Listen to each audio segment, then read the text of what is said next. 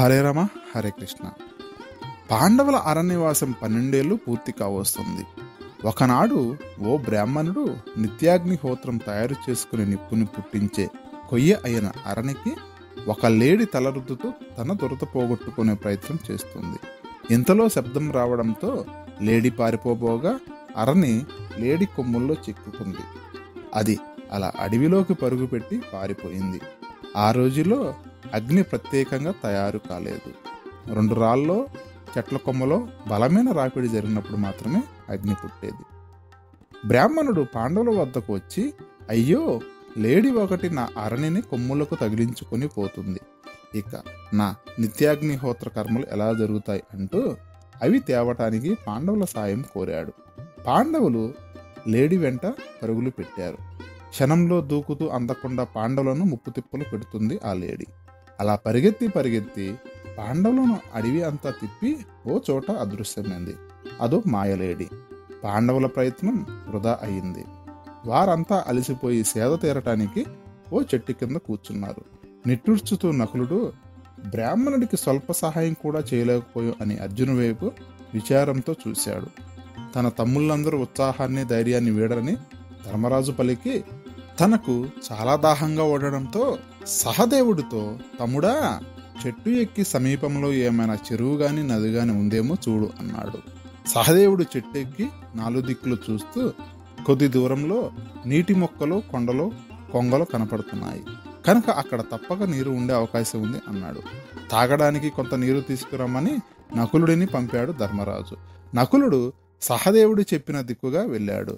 అక్కడ నీటి సరోవరాన్ని చూసి సంతోషించాడు. తనకు కూడా దాహం అవుతుండడంతో ముందుగా తాను నీరు తాగి తర్వాత తన అన్నలకు తీసుకువెళ్లేందుకు ముందుకు వెళ్ళాడు. ఇంతలో సరోవరం నుంచి ఒక గొంతు వినపడి ఇలా ఉంది, తొందరపడకో, ఈ సరోవరం నాది. ఓ మాదిరి కుమారుడా, నా ప్రశ్నకు సమాధానం చెప్పు, ఆ తర్వాతే నీరు తాగు అన్న మాటలకు నకులుడు ఆశ్చర్యపోయి 4 వైపులా చూశాడు. కానీ ఏమీ కనిపించలేదు. దీంతో ఆ మాటలను లెక్క చేయకుండా నీరు తాగాడు. తక్షణమే అతడికి భయంకరమైన ఆయాసం కలిగింది. చనిపోయిన వాడిలా నేల మీద పడ్డాడు. నకులుడు ఎంతవరకు రాకపోయేసరికి విషయం తెలుసుకోవాలని ధర్మరాజు సహదేవునికి చెప్పగా అతడు సరోవరానికి వెళ్ళి తన అన్న నేలపై పడి ఉండటాన్ని చూశాడు. అతడికి ఏమైనా అపాయం జరిగిందేమో అని అనుకున్నాడు. ఇంకా అతన్ని పరిశీలించలేదు. తనకు దాహం ఎక్కువ అవడంతో ముందు నీరు తాగేందుకు సరోవరంలో చేతులు పెట్టాడు. మరలా ఓ అదృశ్యవాణి గొంతు వినిపించింది, ఓయి సహదేవా, ఇది నా సరోవరం. ముందు నా ప్రశ్నకు సమాధానం ఇచ్చాక నీరు తాగు అంది ఆ స్వరం. నకులుడు మాదిరే సహదేవుడు కూడా ఆ అదృశ్య మాటలను పట్టించుకోలేదు. అతడు కూడా నీరు తాగి నకులుడు మాదిరిగానే నేలపై పడిపోయాడు. సహదేవుడు కూడా ఎంతకు తిరిగి రాకపోవడంతో ధర్మరాజు ఆశ్చర్యం, ఆందోళన చెందాడు. తమ్ముళ్ళకి ఏమైనా అపాయం వాటిల్లిందేమోనని చూడాలని అర్జునుని పంపించాడు. తనకు కూడా దాహం వేస్తున్నందున త్వరగా రావాలని చెప్పాడు. అర్జునుడు సరోవరం దగ్గరికి వెళ్ళాడు. అక్కడ తమ్ముళ్ళిద్దరూ చనిపోయి పడినట్లుగా కనిపించారు. ఆ దృశ్యాన్ని చూసి అర్జునుడు ఆశ్చర్యపోయాడు. ఇక్కడెవరో శత్రువులు తెలియకుండా పొంచి ఉండి దొంగ దెబ్బ తీసి వారిని చంపి ఉంటారని భావించాడు. ఆ అజ్ఞాత శత్రువుపై పగ తీర్చుకోవాలని ఉన్నా తమ్ముళ్ళు ఆ విధంగా కనిపించేసరికి ఈ విషయం ధర్మరాజుకి చెప్పాలని అనుకున్నాడు. ఈ పరిస్థితిలో అతడికి దాహం అయినది. నీళ్లు తాగడానికి తాను సరోవరంలోకి దిగాడు. మరలా నకుల సహదేవులకు వినిపించిన మాదిరిగానే అదృశ్యవాణి పలుకులు అర్జునుడికి కూడా వినిపించాయి. నీవు నీరు తాగడానికి ముందు నా ప్రశ్నకు సమాధానం ఇవ్వు. ఈ సరోవరం నాది.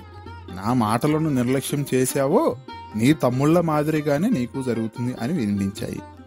దీంతో అర్జునుడు, నువ్వెవరురా, నా ఎదుటికొచ్చి నిలవడు, నిన్ను చంపేస్తాను అంటూ శబ్దభేది అనే అస్త్రాన్ని సంధించాడు. మళ్ళీ అదృశ్యవాణి నవ్వుతూ, నీ బాణాలు గాలిని మాత్రమే గాయపరచగలవు. ఇప్పటికైనా నా ప్రశ్నకు జవాబు చెప్పు, ఆ తర్వాతే నీళ్లు తాగు.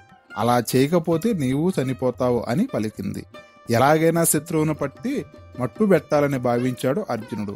అయితే దాహం మరింత ఎక్కువ అవుతుండడంతో తాను మంచినీళ్లు తాగాడు. మరుక్షణమే నేలపై పడిపోయాడు అర్జునుడు. అప్పటికే నీటి కోసం వెళ్ళిన తన తమ్ముళ్ళు ఇంకా రాకపోవడంతో ఎంతో ఆందోళన గల ధర్మరాజు అర్జునుడు కూడా రాకపోవడంతో మరింత ఆందోళన చెంది, ప్రియ సోదరుడా భీమా, మంచినీరు తెస్తానని వెళ్ళిన అర్జునుడు కూడా ఇంకా రాలేదు. నకుల సహదేవులు అర్జునుడికి ఏదో విపత్తు సంబంధించి ఉంటుంది కనుక నువ్వు వెళ్ళి వెతికి వారిని అలాగే మంచినీళ్లు తీసుకురా అన్నాడు ధర్మరాజు. భీముడు తీవ్ర ఆందోళన చెందాడు. త్వరగా తన తమ్ముళ్ళు వెళ్ళిన వైపుగా వెళ్లి సరోవరానికి చేరుకున్నాడు. అక్కడ నేలపై చనిపోయి పడి ఉన్న 3 తమ్ముళ్లను చూశాడు. ఇది ముమ్మాటికి యక్షుల దుర్మార్గమే. నేను వారిని వెంటాడి చంపి తీరాలి. అయ్యో ఏమిటి నాకీ దాహం, నీళ్లు తాగి వచ్చి వారిని పనిపట్టాలి అని అనుకున్నాడు భీముడు. ఇంతలో అదృశ్యవాణి పలుకులు భీముడికి వినిపించాయి. భీమసేన జాగ్రత్త, నా ప్రశ్నకు సమాధానం ఇచ్చి తర్వాతే నీళ్లు తాగు. నా మాటలు కాని వినకపోతే నీవు కూడా నీ తమ్ముళ్ల మాదిరిగానే చనిపోతావు అని వినిపించాయి. భీముడికి ఆగ్రహం కట్టలు తెంచుకుంది. నీవెవరు నన్ను ఆజ్ఞాపించడానికి అంటూ నిర్లక్ష్యంగా వెళ్లి సరోవరంలో నీళ్లు తాగాడు. అంతే, తన 3 తమ్ములు లాగానే భీమసేనుడు కూడా నేలపై పడి చనిపోయాడు. భీముడు ఎంతసేపటికి రాకపోవడంతో ధర్మరాజు ఆందోళనతో తన తమ్ముళ్ళు ఎవరి శాపానికైనా గురయ్యారా, నీళ్ల కోసం అరణ్యమంతా ఎదుగుతున్నారా, లేక దాహంతో చనిపోయారా, లేక మోర్చపోయారా అని అయోమయం చెందాడు ధర్మరాజు. ఓవైపు దాహం భరించలేక మరోవైపు తమ్ముళ్ళు కనిపించపోయేసరికి వెతకడానికి ధర్మరాజు ఆ జలాశయం వద్దకు వెళ్ళాడు. అక్కడ తమ్ముళ్ళు చనిపోయి కనిపించారు. దుఃఖాన్ని ఆపుకోలేకపోయాడు. బిగ్గరగా ఏడ్చాడు. మన ప్రతిజ్ఞలు, పవిత్ర జీవితాల తుది ఇదేనా? మన అరణ్యవాసం 12 ఏళ్లు పూర్తవుతున్న సమయంలో మిమ్మల్ని మృత్యువు ఇలా తీసుకువెళ్ళిందా అంటూ ఏడ్చాడు. దైవాలు సైతం నన్ని కష్టకాలంలో విడిచిపెట్టేశాయి కదా. ఎవడు నా తమ్ముళ్లను చంపగల బలవంతుడు? తమ్ముళ్ళేని జీవితం ఇంకా ఎందుకు అనుకున్నాడు ధర్మరాజు. ఇందులో ఏదో మాయ ఉంది. అయినా వీరు చనిపోయిన వారిలా లేరు.